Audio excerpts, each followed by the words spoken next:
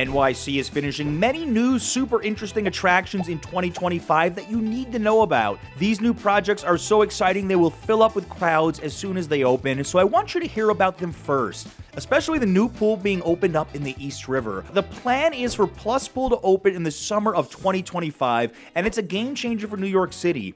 For centuries, New Yorkers swam in the East and Hudson rivers until pollution and new buildings along the shore made it too dangerous. Now there's a new idea called Plus Pool. Instead of trying to clean the entire river, why not just filter a small section of it for swimming? Using a high-tech filtration system, Plus Pool will remove germs and meet safety standards. Plus Pool will be located off Pier 35 in the Lower East Side, and it recently got a $16 million boost from the city and state. This funding came in part thanks to Governor Hochul's efforts to give more New Yorkers safe places to swim again. Now, will I be diving in on opening day? Definitely not, but I'm very curious to see how this plays out, especially given the East River's not-so-clean reputation. What do you think? Would you take the plunge? Well, it's finally happening. New York is getting its 6th observation deck set to open sometime in 2025. The iconic 25-story building at One Times Square. Yes, the spot where the New Year's Eve ball drops is undergoing a major redevelopment. They're planning to open a viewing deck to the public and a museum taking up the first 6 floors.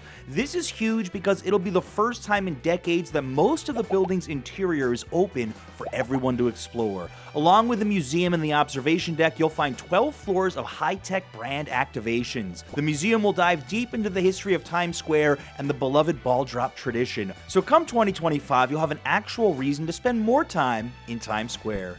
A new light show is coming to the east side of Manhattan to replace Field of Light. It's called Path of Liberty, That Which Unites Us, and it's set to debut on the 6 acres between 38th and 41st Streets on 1st Ave in the spring of 2025. This outdoor exhibit features 45 giant screens that, as an official press release explains, will show amazing photos and audio stories, thought-provoking documentaries, and interactive elements. Each screen explores our nation's history, progress, challenges, and successes.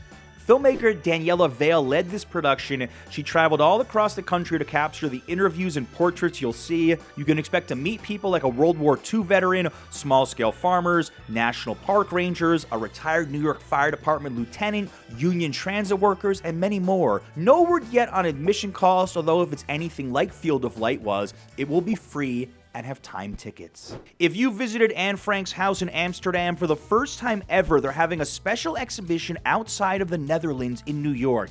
Visitors will be immersed in a full-scale recreation of the annex rooms where Anne Frank, her parents and sister, and 4 other Jewish inhabitants spent 2 years hiding to evade Nazi capture, and where she wrote her famous diary. The exhibition is a limited engagement scheduled to close on April 30th, 2025.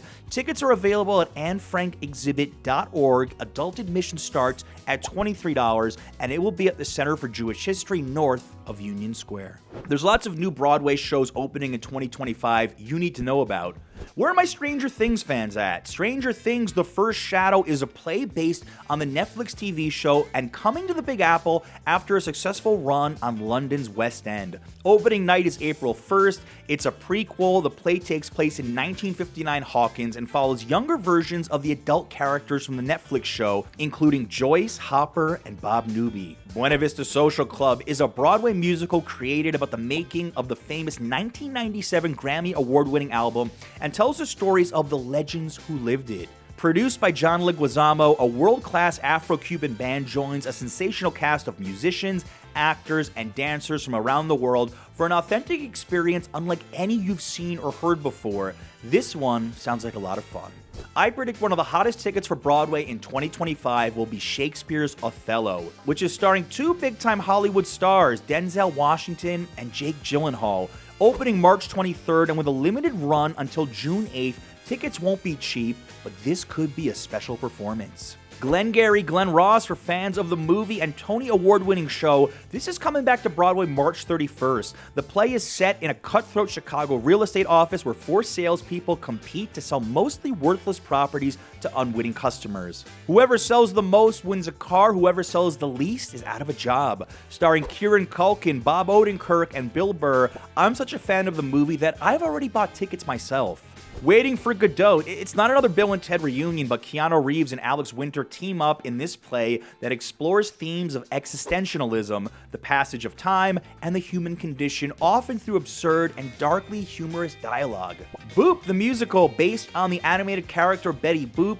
Betty's dream of an ordinary day off from the super celebrity in her black and white world leads to an extraordinary adventure of color, music, and love in New York City. Operation Mincemeat, for my fans of history, this World War II musical about a stolen corpse and how it turned the tide of the war in favor of the Allies. This sold out so many theaters in London before it ended up on the West End to rave reviews. I may have to see this one myself. Opening night is March 20th. You all know how much we love food on this channel. The Shaver Hall Food Court could be a big deal in 2025. Opening in the former Lord & Taylor flagship store in Midtown, Shaver Hall is 35,000 square feet and set to open in the spring. It will include 2 restaurants, 2 full-service bars, 11 vendors, and a bodega, delivering a wide array of culinary options and live entertainment within a dynamic atmosphere. Some early vendor names are Carroll Gardens Pizza Legends F&F, Chick Chick, a Korean spot, and Taqueria Al Pastor, an authentic Mexican eatery. If you're in New York during the winter, one of the coolest celebrations takes place for the Lunar New Year. In Chinatown, they'll be celebrating the Year of the Snake on Sunday, February 16th at 1 p.m. Viewers can expect a colorful celebration featuring floats, bands, and performers representing different communities and cultures. Event organizers anticipate more than 25,000 people to take part in the procession. Always a great time. New York's most famous hotel is coming back. Following a comprehensive renovation, the legendary Waldorf Astoria Hotel is set to reopen this spring. The revitalization seeks to harmonize its timeless Art Deco elegance with modern updates, reaffirming its position as a premier venue for luxury accommodations in the city. And if you just look at their website, this could be interesting. You can even start your bookings for September already, and I checked in October with the cheapest room starting at $1,600 a night. Even though I can't afford it, don't let me stop you from booking it. We actually filmed a video there 7 years ago, right before it closed, and I am very curious to see how this reopening goes. This could be the most expensive hotel in New York again. Originally slated for a 2024 opening, we've got another interesting hotel coming to the Big Apple, this one with a Latin flair. Faena, which already has locations in Miami and Buenos Aires, this luxury hotel and cultural center is now scheduled to open in the spring of 2025. Each Faena property uses Art Deco style and adds a touch of fantasy and fun. It'll be located next to the High Line, and it hopes to bring together art, entertainment, and great places to stay. This property will have 120 rooms and suites, exciting places to eat and drink, and lively nightlife events. This one doesn't sound cheap either, but it's an interesting and trendier alternative to the Waldorf's reopening. Central Park has something new coming this spring called the Davis Center at the Harlem Meer. It's an 11-acre rec center which costs $160 million and is one of the park's largest undertakings in history. It will have the 8th biggest swimming pool in New York City and an ice rink with a grassy field when it's not ice skating season. It'll be open all year, and the main goal is to help people feel closer to nature. There will be activities for all ages, giving visitors a chance to explore the Ravine's Woods, enjoy a newly restored stream, and walk on a new boardwalk along the Harlem Meer shore. Central Park is already my favorite park in the city. With additions like this, it just keeps getting better and better. This comes as no shock to my hardcore football fans, for my non-Americans watching, but the FIFA Club World Cup is coming to MetLife Stadium next summer across the Hudson in New Jersey, and it's easily accessible from Midtown Manhattan by public transit. Not to be confused with the World Cup, the FIFA Club World Cup shows 32 teams from the 6 continental confederations. MetLife Stadium is hosting 9 games, including the finals. I recommend buying your tickets soon. FC Porto is playing multiple games at MetLife, and who knows, maybe Real Madrid will be in the finals. The Studio Museum in Harlem is reopening in a new location after a 7-year absence. Established by a diverse group of artists, community advocates, and generous supporters, the Studio Museum in Harlem arose from the urgent need to confront the near-total absence of African-descendant artists in major museums, commercial galleries, schools, and academic research. The new building will provide extensive exhibitions, education, and program spaces and public amenities never before enjoyed by the museum. It's set to open in the fall of 2025. Where are my sports fans at? Fanatics Fest is coming back to the Javits Center from June 20th to the 22nd. Fanatics Fest NYC is a fully immersive event that celebrates the excitement of being a sports fan. Over 3 days, attendees can explore hands-on experiences from major leagues like the NBA, NFL, MLB, NHL, WNBA, and WWE, while meeting more than 500 athletes, creators, and celebrities. Visitors will find interactive stations, autograph signings, live panel discussions, exclusive merchandise releases, and one of the largest trading card shows in the world. Last year, Tom Brady, Rob Gronkowski, and Jalen Brunson were signing autographs. Who knows who'll be there in 2025? And speaking of conventions, New York Comic-Con is back from October 9th to 12th at the Javits Center as well. It's a massive pop culture convention celebrating comics, movies, TV, anime, gaming, and more. It has all the usuals: star-studded panels and screenings, meet top comic book creators, a huge marketplace of collectibles, cosplay showcases, interactive experiences and exhibits, plus fan meetups and workshops. I recommend buying tickets the day they go on sale. The most famous zoo in New York, the Bronx Zoo, has a big announcement. A new exhibit is coming all about nocturnal animals. All we know so far is that it will be called World of Darkness and open in the summer of 2025. From the website, these are the only clues we have. All over our planet, animals have evolved a variety of fascinating body features, behaviors, and senses to help them survive in the dark. This summer, step into the dark with us and discover the mysteries, adaptations, and surprises of wildlife thriving in darkness. If you need an excuse to visit the Bronx Zoo, this is definitely it.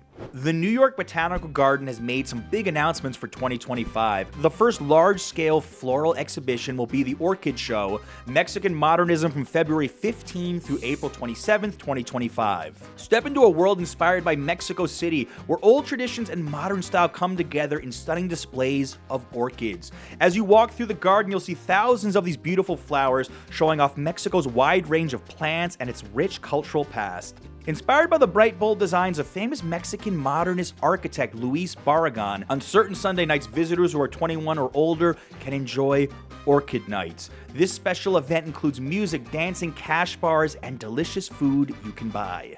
Another installation to watch for is Van Gogh Painting with Flowers, which runs from May 24th through October 26th. You'll enjoy the bright colors and beauty of the same flowers that inspired Vincent van Gogh's most famous paintings. Stroll through a stunning garden filled with huge, vibrant sunflowers and see real-life floral recreations of Van Gogh's masterpieces, which have been admired in museums all around the world. It's like stepping into the world of Van Gogh's art as you walk among these living works. This unforgettable show blends art and nature, celebrating one of history's most famous artists in a fresh, exciting way. There's a new hockey team in New York, and since 2024 was such a massive year for women's sports, with the WNBA's New York Liberty winning the title, give a look to the New York Sirens women's hockey team, which plays at the Prudential Center, the home of the New Jersey Devils, and is just a quick ride over from Manhattan.